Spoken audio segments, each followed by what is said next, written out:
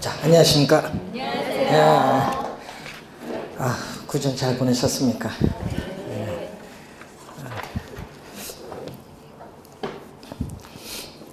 자, 여러분이 이제 구정도 지났으니까 이제 뭐 노는 날도 없네요 이제. 이제 공부만 이제 좀 약간 정리를 잘 하시면 되겠네요. 자, 여러분 교재 214페이지 부동산 투자가 되겠습니다.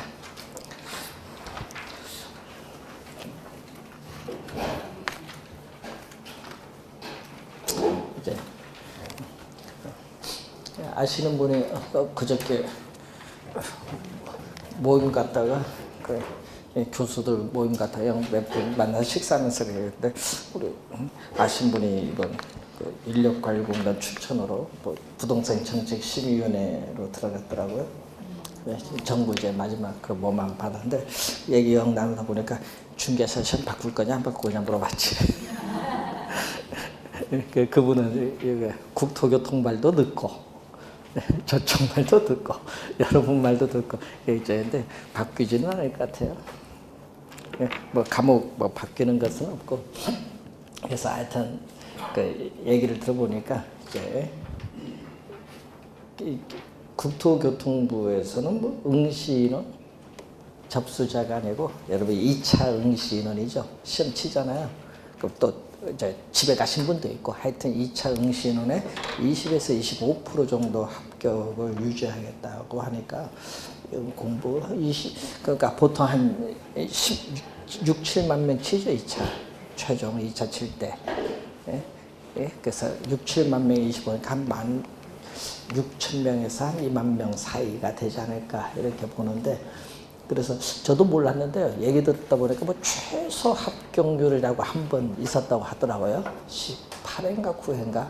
그러니까 최소 합격이라는 것은 응시인원의 예를 들어서 20%인데 거기에 붙으면은 추가로 계속 합격시키는 그 제도가 있다고 하더라고요. 한 번 실시했대요. 옛날에. 그건 몰랐는데 그 얘기를 뭐 얘기 들으면서 그런 것도 있었나 했는데 한 번 있었대요. 그게 그때 당시에 뭐 18,000명인가 뭐 했는데 하여튼 뭐 좀 그래서 문제는 그리 뭐 난이도가 급격히 어려워지는 건 없고 보니까 국토교통부에서는 뭐 20에서 25%니까 하여튼 제가 보기엔 한 2만 명 가까이 합격을 하지 않겠나 싶어요. 자, 그래서 여러분 잘 정리하셔서 합격하시면 될 것 같아요. 자, 부동산 투자 보겠습니다. 이 투자는 이 현재 돈을 지출을 해야 미래의 수익을 얻어요. 그래서 현재의 현금 지출은 돈이 나가는 거고 돈이 들어오는 건 현금 수입입니다. 미래의 돈이 들어오는 거죠. 투자로부터. 그래서 미래의 현금 수입과 뭐를 한다? 교환을 하는 행위를 투자라고 합니다. 자, 이런 부동산 개발도 그렇고 부동산 투자도 그렇고 미래의 불확실성의 개발 투자를 해요. 그러면 항상 뭐가 존재하죠? 위험이 존재합니다. 그래서 이 미래의 불확실한 수익을 획득을 하기 위해서 현재의 확실한 소비 지출을 희생하는 행위를 투자라고 한다. 그래서 부동산 투자의 장점을 보면은 투자는 부동산을 우리가 뭘 한다? 취득을 해야 돼요. 자, 이 취득을 할 때는 우리 총 투자한 금액이 있습니다. 자, 총 투자한 금액이 총 투자한 자본이에요. 그래서 여러분 부동산 가격이 5억이면 5억을 투자를 해서 부동산을 취득을 하죠. 자, 그럴 때 취득을 하면은 우리가 일정 기간 뭐를 한다? 여러분 보유를 하는데 이 보유하면서 운영을 하고 또 일정 기간이 지나면 또 뭐 하죠? 처분을 하는 단계가 투자예요. 자, 이 투자에 있어서 총투자한 금액이 있는데 이 총투자한 금액은 내가 투자한 금액이 있어요. 이걸 자기 자본이고 또 부동산은 고가의 상품이기 때문에 일정한 자금은 뭐를 타인 자본을 이용을 해야 되겠죠. 이 타인 자본이 차입금을 얘기합니다. 차입금. 자, 이 자기 자본을 우리 전문 용어로 지분 또는 지분 투자액이라고 해. 지분 또는 지분 투자액. 이 시험 문제는요, 자기 자본으로 나오기도 하지만 또 지분으로 또 출제하기도 해요. 자, 타인 자본은 두 가지가 있죠. 두 가지가 뭐냐 하면 이자가 없는 무이자 타인 자본이 있습니다. 또 이자가 있는 타인 자본이 있죠. 자, 요즘에 여러분이 이자가 없는 타인 자본 중에서 요즘 문제가 되는 게 이 전세, 금 또는 뭐죠? 보증금이죠. 이 전세 계약이 만료됐을 때 전세금이나 보증금은 이자 없이 어떻게 돼요? 주는 돈입니다. 그런데 이자가 있는 타인 자본은 금융기관에 뭐를 의미하죠? 대출금. 금융기관의 대출금을 저당 또는 뭐라고 한다? 저당 투자액. 예?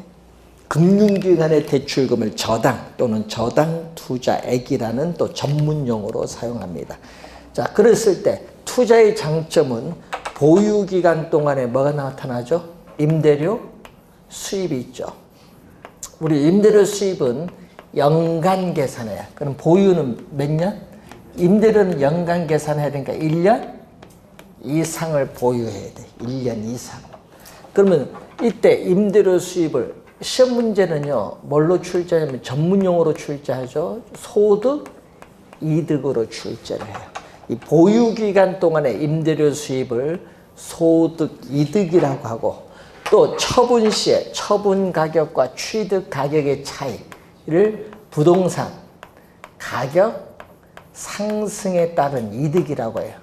자, 부동산 가격 상승에 따르는 이득, 이것을 전문용어로 여러분 뭐 양도 차익이라고도 하고 또는 자본이득. 시험 문제는요, 양도 차익으로 출제하는 것이 아니라 뭘로 출제한다?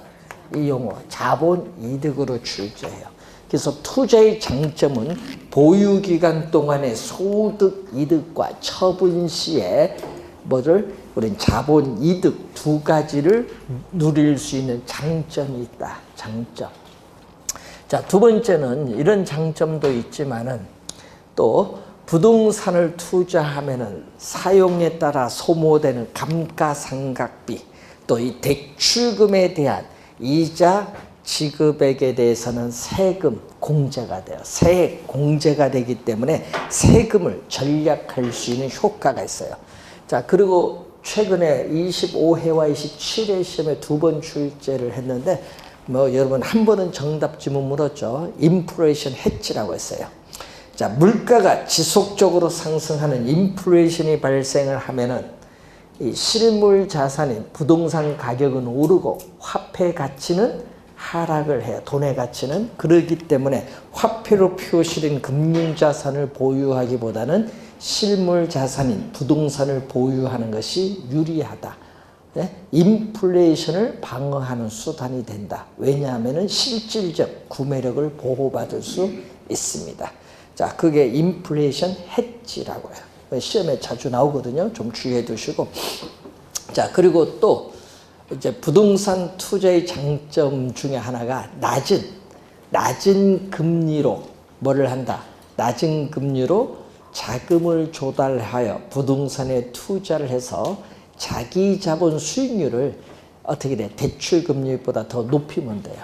그래서 자기 자본 수익률을 높이는 정액 플러스죠. 정액 지렛대 효과를 활용할 수 있는 장점이 있습니다.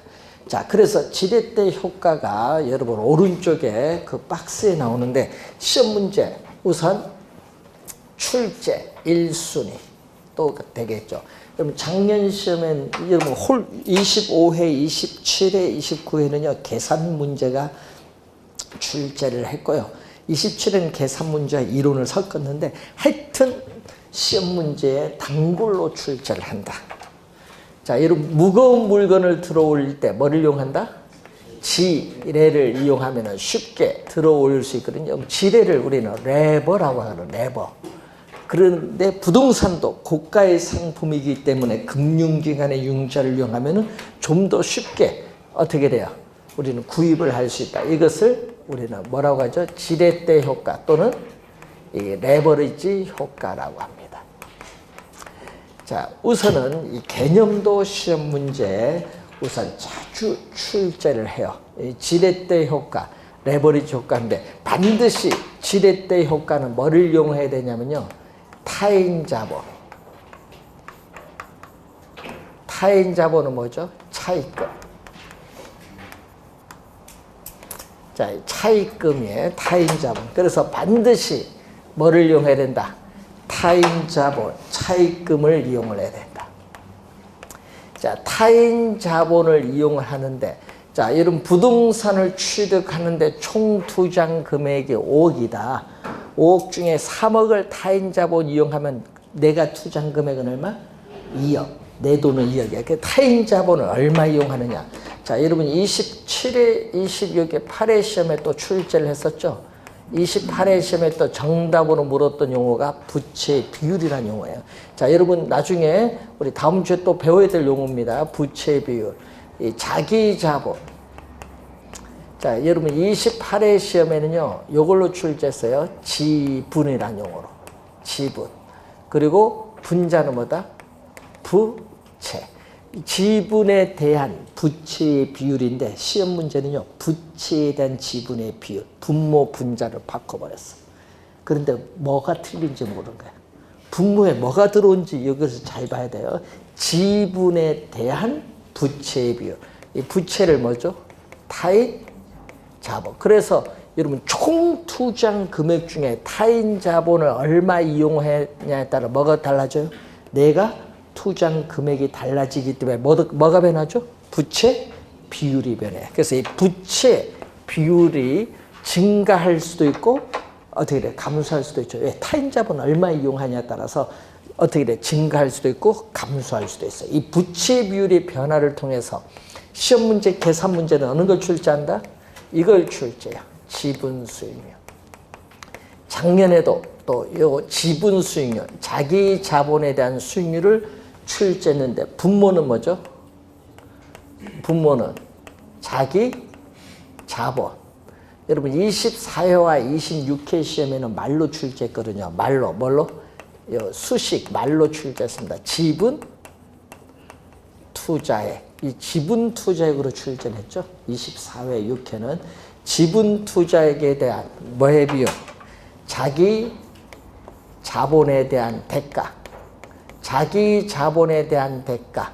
바로 뭐를 의미하죠? 세전 현금 수지. 자, 여러분 세전 현금 수지는 세금을 납부하기 전 어떤 세금? 소득세. 소득세를 납부하기 전 현금 흐름을 얘기합니다. 자, 이 세전 현금 수지는 바로 얘기죠. 순 영업소득. 자, 여러분이 오늘 마지막 시간에 배울 용어 중에 하나가 순 영업소득, 순수익입니다. 순수익. 순수익에서 뭐를 빼냐? 대출을 받으면은 대출, 타인 자본을 이용하면 대출금에 대한 뭐를? 부채 서비스. 여러분 28회 시험에 또 이 지문을 또 정답으로 물었어요. 부채 서비스액은 원리금 상환액입니다. 원리금 상환액은 뭐죠? 원금 플러스 이자. 근데 출제는 뭐를 출제했어요? 이거 이자 지급액으로 출제했죠. 원금 플러스 이자. 원리금 상환액을 공제해주면 뭐가 나온다? 세, 전, 현금, 수지가 나와요. 순수익에서 대출금에 대한 부채를 갚으면은 세금을 납부하기 전 현금 수지가 나온다. 자, 이 얘기죠. 자, 이 지분 수익률 구하는 수식 잘 기억을 해야 되는데, 이 수식을 우리가 계속 출제를 합니다. 그래서 이 개념이죠. 이 개념은 우리가 처음으로 24회, 26회 시험에 우리 개념을 출제를 해요. 자, 그리고 계산 문제가 중요하죠. 예? 이 계산 문제가 시험 문제 제일 이걸 많이 출제합니다. 그래서 계산 문제죠, 시험 문제는. 그래서 우리 11회 시험, 그러면 13회 시험, 15회, 15회 추가, 18회 시험, 25회, 27회, 작년 29회. 계산 문제만 뭐 엄청 출제를 해요. 지분 수익률 요 수식을 모르면 안 된다는 얘기예요. 이론으로도 출제를 하고 계산 문제로 출제하고 하여튼 제일 중요한 수식.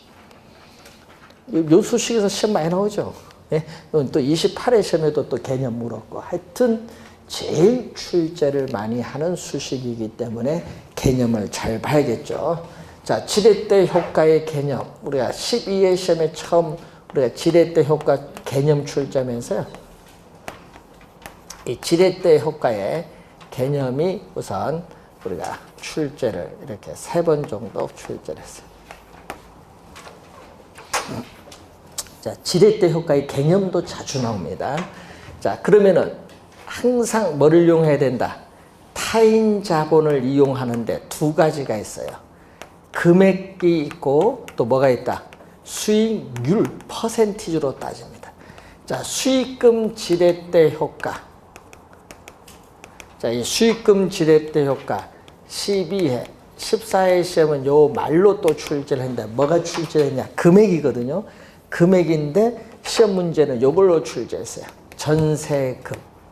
자, 요즘 뉴스에서 많이 나오는 갭 투자라는 게 있어요. 갭 투자. 이 전세금을 안고 뭐를 한다? 주택을 매입을 한다. 자, 여러분 전세금이 금융기관에 뭐를 받은 거와 융자를 받은 것과 똑같은 효과를 준다는 거예요. 자, 여러분 전세금이 3억이에요. 이제 매매 가격은 4억입니다. 그럼 얼마? 본인이 투자한 금액 1억만 있으면 되잖아요. 그럼 전세금 3억을 안고 4억을 어떻게 해요? 부동산 취득을 했어요. 4억에. 그럼 1억만 투자하면 되거든요. 근데 매매 가격이 4억에서 5억으로 오르면 본인은 자기 자본이 얼마? 1억에서 2억으로 늘어나요. 이게 바로 수익금 지렛대 효과입니다. 주택 가격이 오를 때는 괜찮죠. 오를 때는 플러스 효과가 있으니까 괜찮은데, 그래서 요즘에 여러분이 매매 가격이잖아요. 매매 가격에 대해서 뭐에? 전세 가격. 요즘 뉴스 많이 나오죠. 네? 매매 가격 대비 전세 가격 비율. 뉴스에 많이 나와요. 요게 뭐가 돼야 돼? 요게 높으면은 지렛대 효과가 괜찮아요. 왜? 매매 가격이 4억인데 전세 가격이 3억, 4억에 가까이 가면은 어떻게 돼? 이게 뭐죠? 전세가율이거든요. 전세가율이 높게 된다. 매매 가격의 80%, 90% 가까이 가면 여러분 투자한 금액이 적어지거든요. 적어지는데 부동산 가격이 오르면 그만큼 여러분 이득을 볼 가능성이 많아요. 근데 요즘에 뭐죠? 요즘 시장 상황이 매매 가격이란 전세 가격 비율이 점점 떨어지죠. 예, 50% 이하로 지금 내려왔죠. 그러면 매매 가격 5억이면 전세 가격이 2억 5천이면은 어떻게 돼요? 자기 돈은 2억 5천 투자를 해야 되니까 투자가 어려워지지. 대출 규제도 많고. 그래서 이게 내려가면 문제가 되는 거예요. 내려가면은 뭐가 나오냐? 깡통 전세가 나올 수 있어. 요즘 뉴스 나오는 깡통 전세는 뭐냐? 여러분이 4억 주고 샀는데 전세 가격이 3억인데 주택 가격이 4억에서 4억으로 내리면요. 전세금과 매매 가격이 똑같죠? 그걸 깡통 전세라고 하는 거예요. 예? 그 더 내려가면은 손해를 보는 거지. 투자한 사람. 예? 많이 손해보죠. 예? 그래서 전세금도 못 줄 정도로 가면 이제 뭐가 나요? 이제 부실 채권이 발생합니다. 골치 아픈 거죠. 그래서 요거 할 때 요즘 뉴스에서 나오는 여러분 갭 투자가 바로 요겁니다.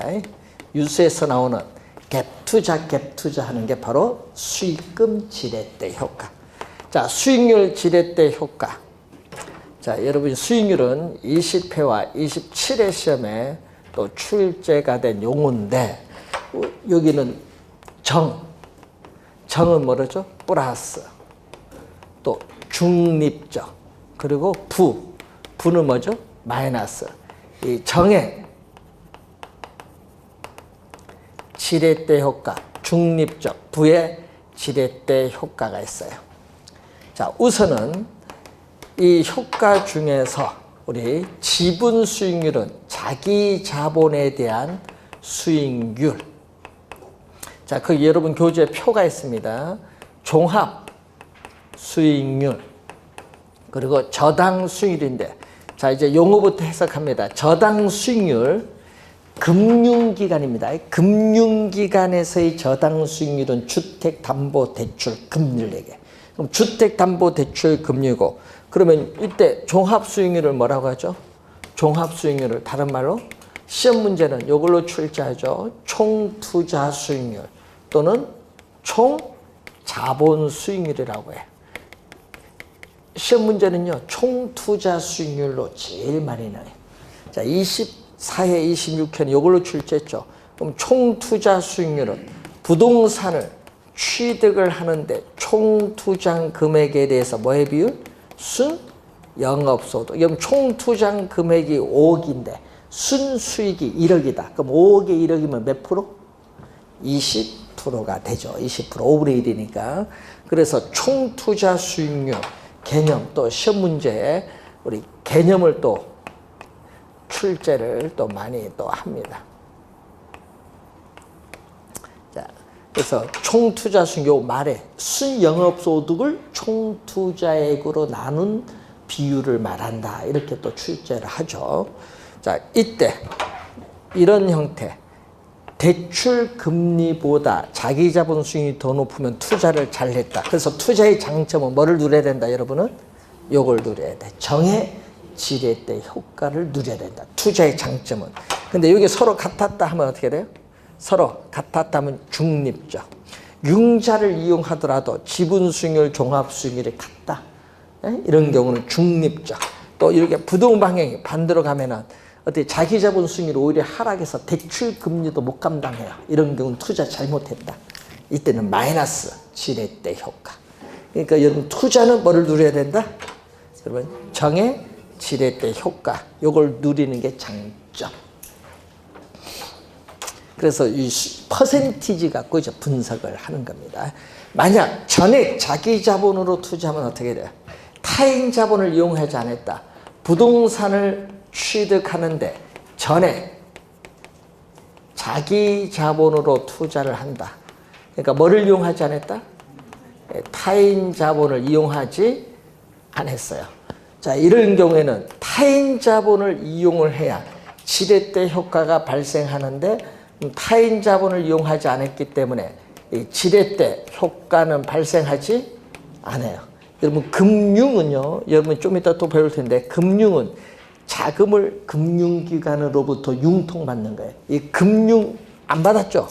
타인 자본을 이용하지 않으니까 금융, 자금을 융통받음으로써 생기는 위험도 발생하지 않는다. 자, 그래서 전액 자기 자본으로 투자하면요, 지분 수익률, 이 지분 수익률과 이 종합 수익률은 항상 같게 돼요. 자, 지분 수익률과 뭐는? 종합 수익률은 전액 자기 자본으로 투자하면 항상 같다라는 것을 염두에 두시고, 또 시험에 많이 나오는 것 중에 하나가 이 대부 비율이라는 용어죠. 대부 비율은 담보 인정 비율인데 꼭 이 용어를 쓸 때는 괄호 안에 뭐를 꼭 써주죠? LTV. LTV는 부동산 가격에 대한 뭐의 비율? 대출금. 여러분 요거는 뉴스나 신문에서 많이 나오기 때문에 꼭 기억을 해둬야 될 수식이죠. 부동산 가격에 대한 대출금의 비율인데, 자, 부동산 가격이 5억에 대출금이 1억 받았다가 2억 받으면은 그만큼 어떻게 돼요? 대부 비율이 더 높아지죠. 예? 5억에서 1억에다가 5억인데 2억 받으면은 20%에서 40%로 더 높아지는 거예요. 대부 비율이 높아진다는 것은 부동산 가격에 대한 대출금이 이전보다 더 많아져요. 대출금이 이전보다 더 많아지면은 이 투자의 이 지렛대 효과가 더 커진다. 시험 문제 요거 지렛대 효과가 더 커진다. 자, 시험 문제에 요것도 한 3번 또 출제를 한 용어. 투자의 지렛대 효과가 커진다. 그리고 또 차입자가 대출금이 이전보다 많아지면 원금 플러스 이자, 이 원리금 상환부담이 또 어떻게 돼요? 이전보다 더 높아져요. 원리금 상환부담이 높아지면은 또 채무가 또 뭐가 돼요? 디폴트, 원금 이자를 제때 못 갚는 걸 전문용어로 채무 불이행이라고 해요. 원금 이자 제때 못 갚는 거. 채무 불이행의 가능성이 뭐한다? 또 커져요. 커지면서 뭐가 나타난다? 자금을 융통받음으로써 생기는 위험도 이전보다 더 커진다. 이 금융상의 위험도 커지는 위험이 또 나타난다.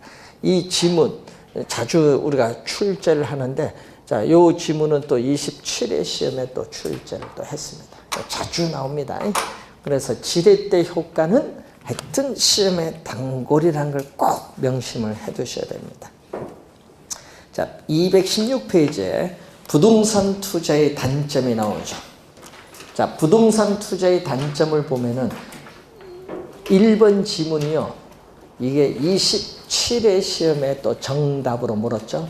뭐죠? 여러분, 주식이나 예금 등에 비해서 부동산 투자는 처분을 해서 현금화 하는데 걸리는 시간이 황금성인데 황금성이 낮다. 여기 2년 전에는 요거 27회는 높다로 출제했어요. 낮다는 단점이 있어요. 하여튼 황금성이 낮다. 꼭 기억을 해둬야 돼요. 그리고 자금을 융통받음으로써 생기는 위험도 발생할 가능성이 있다는 단점이 있고, 자, 그리고 또 발품 판다고 하는데 시간, 노력 많이 들어요. 부동산 거래 시에 또 중개, 보수, 법적 수속에 따른 비용, 거래 비용도 많이 든다. 단점. 또 규제가 많아요. 이 법적인, 행정적인 규제가 많다는 단점도 있습니다. 하여튼 황금성이 낮다. 꼭 기억해 두셔야 될 지문입니다. 부동산은.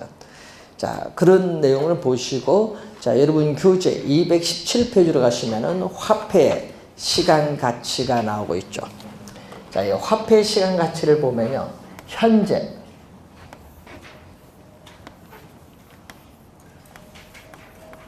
자, present value, 여기 번역하면 현재 가치를 뭐라고 한다? PV. 그래서 약으로 씁니다. 이제 앞으로 현재 가치는 뭐다? PV. 자, 현재 돈 1억. 자, 여러분 현재 돈 1억이 5년 후에 얼마가 되느냐? 그럼 5년 후에는 뭐죠? 미래. 미래는 뭐죠? future. future value. 미래의 가치예요. 그래서 뭘로 표시한다? FV. 미래의 가치. FV입니다. 자, 그러면은 현재 1억 원이 5년 후에 미래에 얼마가 될 것인가 하면은 1억보다 많습니다. 왜 그럴까요? 이자가 붙잖아요. 이자. 그래서 뭐가 적용된다? 이자율. 이자율을 뭐라고 하죠? 금리죠. 줄여서 금리. 다른 말로. 그래서 이자율을 적용해서 뭐 한다? 우리는 할증. 할증. 예. 할증을 해요. 그러니까 1억보다 많지 뭐. 자, 그러면 10년 후에 1억이 현재 얼마냐? 자, 여러분 10년 후에 1억이 현재 얼마냐? 그럼 1억보다 작습니다. 왜 그러냐? 또 뭐를 적용한다? 할인율을 적용. 할인율을 적용해서 또 뭘 하죠? 할인을 하죠. 할인. 네, 디스카운트라고 하죠. 할인. 자, 그래서 여러분, 그래서 미래와 현재 가치는 같은 용어가 아닙니다. 현재 1억 원과 5년 후에 1억 원 하면은 현재 1억 원이 더 크다는 얘기죠. 그래서 현재와 미래 가치는 다른 개념이라는 걸 항상 염두에 두셔야 되는 내용입니다. 그래서 이 미래 가치를 뭘로? 할인율을 적용해서 할인하면 뭐가 나온다? 현재 가치가 나와요. 그러면 이때 할인율이 높으면, 할인율이 20%에서 30% 오르면 현재 가치는 떨어져요. 서로 어떤 관계? 역관계에 있어요. 그리고 반대로 할인율이 20%에서 10% 떨어지면 현재 가치는 뭐다? 높아진다는 이런 관계에 있다는 것을 우리 보시면 돼요. 여러분 어음 할인이라고 하죠. 자, 1년 후에 어음을 제시하면 1억을 받을 수 있는데 할인율이 20%와 30% 현재 받는 금액이 다르죠. 20% 이제 할인했을 때 30% 할인했을 때 받는 금액이 달라져요. 자, 그래서 이 현재 가치, 미래 가치를 우선 기본적 개념으로 알아두시고 이때 이자를 계산하는 방법이 있어요. 자, 여러분은 이자를 계산하는 방법을 보면은 두 가지가 있거든요. 하나는 뭐다? 단위. 단위는요, 뭐에만? 원금에만 이자를 줘요. 그런데 이자에는 이자를 지급하지 않습니다. 그럼 복리는 원금에도 이자를 지불하고 이자에도 이자를 지급을 해요. 그래서 우리 계산은 다 현대적 계산은 다 뭐를 계산한다? 복리 계산을 한다. 복리 계산. 자, 여러분이 이제 러시아는 땅이 상당히 많습니다. 넓어요. 러시아라는 국가가. 러시아 국가가 과거에 1860년에 그러니까 지금부터 한 150년 됐죠. 그때 뭐를 팔았냐 하면 알래스카를 팔았어요. 미국에. 예? 알래스카라는 땅. 야, 그때 그 땅이 아무런 가치가 없다고 판단한 거지. 얼음만 있고 뭐 그때 당시에서. 근데 이제 미국에 판 거야. 그래서 그때 당시 미국도 그 땅을 사면서 이제 영토를 넓힌다는 의미에서 그것을 러시아부터 사를 때 미국 내에서도 엄청 반대 심했어요. 근데 지금은 어떻게 돼요? 네? 가치가 보면은 단순히 거기 해 자원이 많은 것, 뭐 원유도 있고 뭐 천연자원도 풍부해서 뭔데 그때는 그런 건 생각 안 했죠, 자원. 그런데 문제는 그 땅의 가치인데 복리로 계산했더니 어떻게 돼요? 이제 그때 준 돈을 복리로 계산했을 때 현재의 가격과 현재 그 앵커리지 가격을 비교했더니 어디가 더 커? 현재 가격이 거의 5배 이상 더 크더라. 장사 잘 난 거지. 자, 그래서 이제 그런 거 이제 하는 게 복리가 상당히 이제 무서운 거예요. 여러분, 우리 이자 계산할 때 복리로 하면요, 상당히 이게 이자에도 이자를 지급하니까 상당히 단위보다는 더 많은 돈을 이제 지급이 되는 겁니다. 자, 우선은 여기 작년에 출제했었죠. 이자 계산 방법은 뭐를 통한다? 복리로 한다. 복리. 그래서 26회 시험, 29회 시험에 출제를 했어요. 복리로 계산합니다. 복리. 자, 그리고 여러분 교재 218페이지 보시면은 자, 연이자율. 자, 예를 들게요. 자, 이자율이 몇 프로? 10%다. 현재 가치 PV가 얼마다? 100원. 자, 현재 가치가 100원이에요. 그럼 1년 후에는 얼마가 될까요? 자, 1년 후에는 100원이 원금이에요. 원금이고 이자가 몇 프로? 100원에 10%. 0.1을 곱해주면은 원금 플러스 이자가 돼요. 자, 그러면 또 100원이라는 공통되는 숫자를 묶어내면 곱하기 괄호를 묶으면 1 플러스 0.1이 돼요. 그럼 괄호를 풀면요, 100 곱하기 1은 100이고요. 100 곱하기 0.1 요거거든요. 여기 있는 플러스가 뭐였다? 이렇게 오는 거지. 괄호를 묶은 거예요. 그럼 얼마죠? 110원이 돼요. 그러면 현재 100원이 1년 후에는 110원이 돼요. 그럼 110원이 다시 1년 후에는 얼마냐? 110원이 다시 1년 후에는 또 원금이 얼마? 110원. 또 이자는 110원에 몇 프로? 10%. 원금 이자를 더해줘요. 자, 또 110원이라는 공통되는 숫자를 묶어내면 1 플러스 0.1인데 여기서 우선 110원 자리에 요거죠? 110원이 요거가 같잖아요. 요걸 대입을 시켜주면은 얼마가 나오냐? 100 곱하기 1 플러스 0.1이 몇 개? 예? 하나, 둘이잖아요. 그 두 개 곱해지니까 제곱. 1년 후일 때는 1승이고 2년 후일 때는 제곱이에요. 그래서 얼마? 121원이 돼요.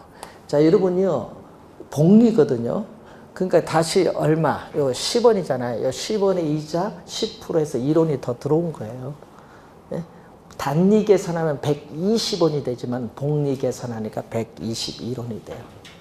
다시 요거에다 뭐가 붙었다는 얘기예요? 이자 1원이 더 붙었다는 얘기예요. 지금 이런 식으로 계속 가면은 N의 년 후에는 얼마냐? 100원 곱하기 얼마? 1 플러스 0.1에 N의 년 후일 때는 이게 N습니다. 원리가 이런 원리입니다. 자, 그러면은 FV는 미래 가치입니다. 미래 가치, 연 이자율, R 퍼센티지, N의 년 후의 미래 가치인데 이 100원은 뭐죠? 100원은 현재 가치 곱하기 1 플러스 0.1은 10% R. 네, 몇 승? N승. N승이에요.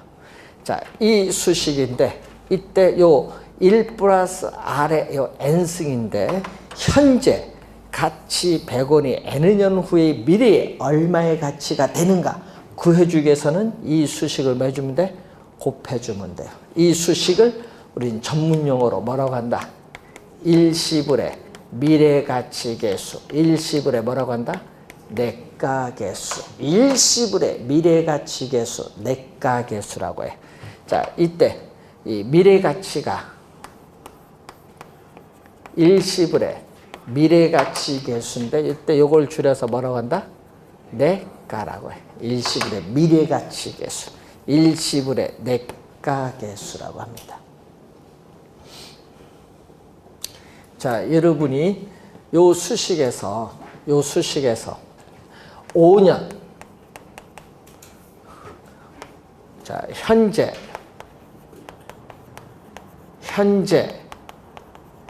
주택 가격 3억 원이에요. 현재 주택 가격 3억 원인데 5년 후에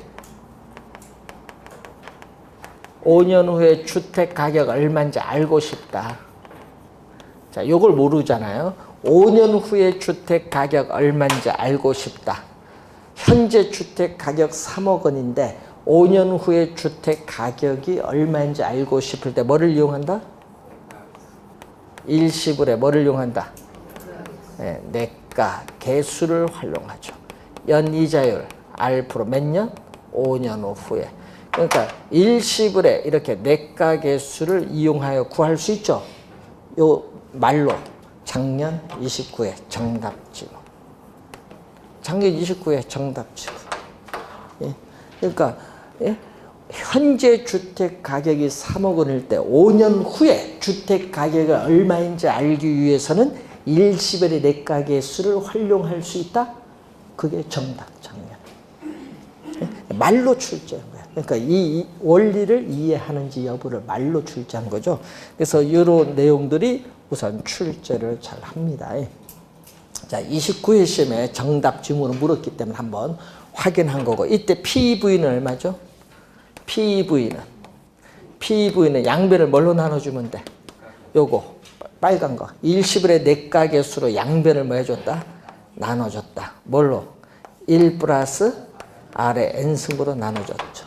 이때 요 수식을 또 뭐라고 하냐? 이 수식을 일시불의 또 현재 가치계수라고 해.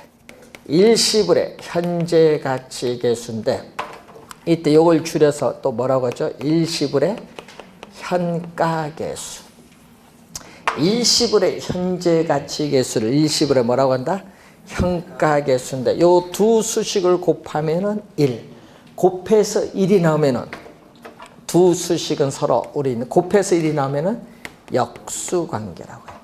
여러분 2와 2분의 1 곱하면 얼마? 1. 그럼 요 두 수식은 역수다.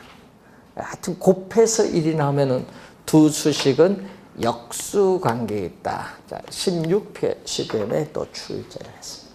역수관계도 시험에 많이 나오죠. 일시불의 내가계수와 일시불의 현가계수는 서로 어떤 관계에 있다? 역수관계에 있다. 자, 여러분 28회 시험에 요걸 출제했어요. 자, 28회 시험에 뭐를 출제했느냐면요. 5년 후에 1억 원. 요거 출제했거든요. 5년 후에 1억 원이 현재 얼마냐? 자, 1 플러스 연이자율 얼마? 0.07, 7%. 연이자율인데 7%. 몇 년? 5년이니까 5승. 요거 1 플러스 0.07을 5승분의 1. 5년 후니까. 할인했죠? 그럼 요걸 계산했더니 현재 얼마냐? 그러면은 요게 얼마죠? 1.07에 얼마? 5승. 전자계산기 1.07 곱하기 1.07 5번 누르면 돼. 그럼 요 값이 얼마 나와? 그러면 요 값이 얼마 나오겠죠? 그럼 요걸로 1억을 요걸로 나눠주면 되잖아요. 나눠주면은 약 얼마 나오냐? 7,100만 원. 10만 원 이하는 반올림한다. 그래서 약 7,100만 원. 언제? 2년 전 28회 시험 계산 문제로 출제했어. 원리를 묻는 문제. 작년은 말로 정답 물었고 요걸 물었죠. 그래서 여러분이 작년, 재작년은 좀 기본 원리를 묻는 내용을 출제를 한 거고, 자, 그런데 여러분 기말, 돈을요, 기말에 불입을 해요. 기말에 불입을 하고 또 기말에 수령을 하고, 하여튼 우리는 이자는 다 뭘로 계산? 복리로 계산합니다. 복리. 자, 복리로 계산하는데 현재 1년 말 기말이니까, 자, n은 마이너스 1년 말, 또 몇 년? n년 말. 자, 매년 말에 동일한 금액의 연금 A원을 받는데 A원이 예를 들어서 1,000만 원이다. 매년 동일한 금액의 연금 1,000만 원을 받고 있는데 이걸 계속 은행에 적립을 해 나갑니다. 적립이죠.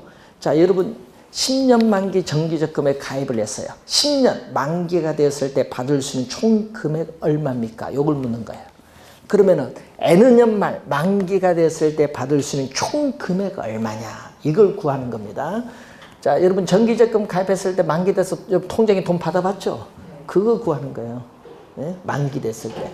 그러면 N년 말에 A원을 은행에 넣었어요. 돈을 넣었는데 만기 넣자마자 만기돼서 바로 찾아요. 이자가 없어. 그냥 A입니다. 이자가 없어요. 그러면 N-1년 만에 은행에 A원을 넣었어요. 그럼 1년 동안 뭐를 붙어요? 만기 될 때까지 1년 동안 이자가 붙어요. 그러면 A 곱하기 얼마? 1 플러스 R에 1승. 자, 이런 식으로 오면은 1년 말에 A원을 넣으면 이자가 몇 년 동안 붙어요? 이자 요거. N년 말에서 1년 말을 빼니까 몇 년? N-1년 동안 이자가 붙어요. 이걸 다 더해준 금액이 바로 N년 말 만기가 되었을 때 받을 수 있는 총 금액, 이걸 다 더해준 금액. 이걸 전문용어로 우리 뭐라고 하냐? 연금의 뭐라고 하죠? 미래 가치. 다 더해준 게 얼마죠? A라는 공통된 숫자를 묶어내면 1 플러스 R에 1승. 마지막에 얼마? 1 플러스 R에 n-인데 요 관로를 풀면요. 풀면 요거고, 요거 두 개 곱해주면 요거고, 요거 곱해주면 요겁니다. 관로 풀면. 그런데 문제는 이걸 여러분 계산을 해야 되는데 이것을 여러분 고등학교 2학년 때 배우는 등비수열의 초항부터 N항까지 합구하는 공식이에요. 뭐 계산할 것도 없어요. 여러분 계산하고 못 풀어요, 여러분. 그래서 요걸 뭐라고 하냐? 이것을 계산한 결론이 여러분 교재에 나오는데 그것도 암기하시는 분 있어요. 저도 암기 못합니다.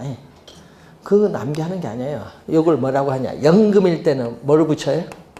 연금 붙이고, 미래가치일 때는 뭐다? 미래가치 개수를 붙이면 돼. 되겠죠? 연금일 때 연금 들어오고 미래가치일 때 미래가치 개수. 그럼 매년 말 연금 A원의 연금의 미래가치 개수를 곱하면 뭐를 구할 수 있다? 연금의 미래가치 구할 수 있다. 이 말인데 문제는 요걸 교재 나온 결론을 암기하면 안 되고 원리를 이해해야 돼. 시험에는 원리를 물어요. 몇 년? N년 말까지 안 묻고 보통 3년, 4년을 물어. 3년, 4년. 그래서 시험 문제, 계산 문제 15회 시험이 가장 어려웠어요. 여러분 우리 15회 시험이 등비수열 요거 아예 계산해야 돼. 그거 15회 시험에 출제 그게 가장 어려웠고 그리고 24회 시험 문제 출제된 건 3년까지 출제. 1년, 2년, 3년. 그 계산을, 이런 원리를 가지고 계산하면 답이 나와요. 자, 계산 문제 우리가 2번 또 출제를 했습니다. 자, 그럼 요 수식에서 A는 얼마? 요 수식에서 A는 또 양변에 뭘 나눠주면 돼? 연금의 내가 개수로 양변을 나눠주면 되겠죠. 연금의 내가 개수를 양변으로 나눠주면 돼요. 이때 또 이것을 얼마로 간다? 이거 용어가 어려워요. 이 용어를 우린 전문 용어로 감채 기금 개수. 용어가 어려워서 시험에 또 단글로 많이 출제한다. 2개 곱하면 얼마? 자, 요 두 수씩 곱하면 1. 무슨 거죠? 역수관계다. 이러면 연금의 내가 개수와 감채 기금 개수가 역수입니다. 시험 문제는요, 연금의 내가 개수의 역수는 연금의 현가 개수다. 이렇게 그럼 말이 맞는 것처럼 보입니다. 작년에도 그렇게 출제했죠. 그래서 역수관계 시험 문제 잘 우리가 출제를 합니다. 연금의 내가 개수, 감채 기금 개수는 역수관계다. 역수관계를 잘 이해를 해둬야 돼요. 그래서 16회 시험, 21회 시험, 그리고 29회 시험에 또 역수관계. 그리고 개념도 많이 나오죠. 네? 개념도 우리 16회 시험, 21회 시험, 26회 시험에 또 우리 개념을 또 출제를 또 했습니다. 개념은 뭐죠? 요걸 구하는 거잖아요. 개념은 요 A가 뭐냐? 이걸 구하는 걸 묻잖아요. 자, 이 A를 우리 뭐라고 해요? 여러분 5년 만기 정기적금에 가입을 했어요. 그럼 매 기간 불입을 하는 적금액이 있어요. 적립금. 뭐를 구한다? 적금액. 뭐를 만들기 위해서? 자, 5년 후에 1억 원을 만들기 위해서 5년 후에 주택 구입자금 1억 원을 만들기 위해서 연금의 미래가치죠. 5년 후에 주택 구입자금 1억 원을 만들기 위해서 정기적금에 가입을 했을 때 매기간 불입을 해야 될 적립금, 적금액을 구해주는 개수를 뭐라고 하죠? 감채 기금 개수다. 그래서 몇 년? 우리 R 퍼센트 몇 년? 5년. 이렇게 해주면 되죠. 그래서 감채 기금 개수의 개념을 많이 묻습니다. 자, 여러분 5년 후에 1억 원, 10년 후에 3억 원을 만들기 위해서 뭐 하여튼 N의 년 후입니다. N의 년 후에 1억 원을 만들기 위해서 정기적금에 가입을 했을 때 매 기간 불입을 해야 될 적립금, 적금액을 구해주는 개수를 뭐라고 한다? 감채 기금 개수라고 한다. 이 개념을 또 시험 문제에 많이 출제를 한다. 26회는 정답으로 또 출제를 했습니다. 그래서 잘 확인을 해 두셔야 될 부분이죠.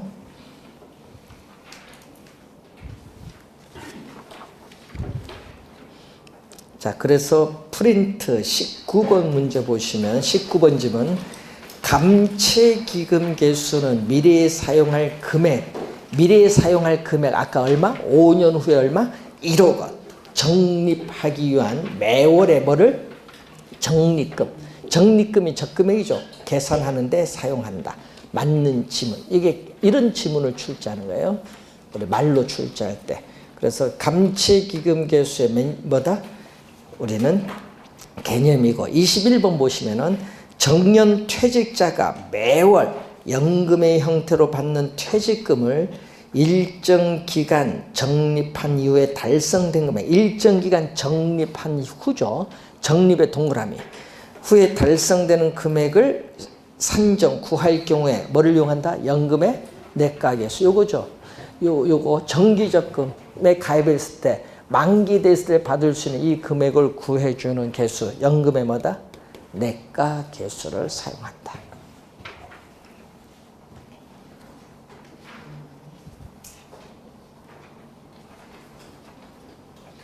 됐죠? 그래서 이런 지문들을 잘 우리가 확인을 해 두셔야 되는 부분입니다. 자, 잠시 쉬고 연금의 우리 현재 가치로 들어가겠습니다.